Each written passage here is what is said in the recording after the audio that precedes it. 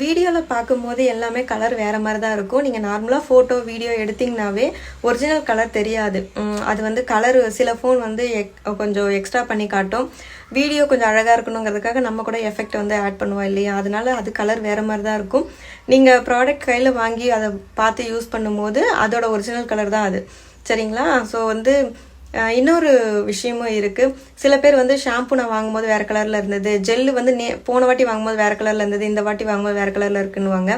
இப்போ நான் வந்து பூ வாங்கிட்டு வரும்போது அந்த தோட்டக்காரங்க கிட்ட வாங்கும்போது ஒரு 5 பூ எக்ஸ்ட்ரா இருந்ததுன்னா கொடுத்துருவாங்க. இப்போ நான் ஒரு 50 ரூபாய்க்கு வாங்குறேன்னா அவங்ககிட்ட மீதி 5 பூ எக்ஸ்ட்ரா இருந்ததுன்னா அதை கொடுத்துருவாங்க. நான் என்ன பண்ணுவேன்னா அந்த 5 பூ வந்து எடுத்து வைக்காமல் இதிலே போட்டுருவேன். ஏன்னா எஃபெக்ட் நல்லா தானே இருக்கும், அதிகமாக வந்து பூ சேர்த்தா நல்லது தானேன்ட்டு. ஸோ அந்த டைம் செய்கிற ஜெல் வந்து என்ன பண்ணுன்னா கலர் கொஞ்சம் அதிகமாக இருக்கும். அதுதானே தவிர வேறு ஒன்றும் கிடையாது. ஸோ கலர் சேஞ்ச் ஆகிறதுல எந்த ப்ராப்ளமும் கிடையாது.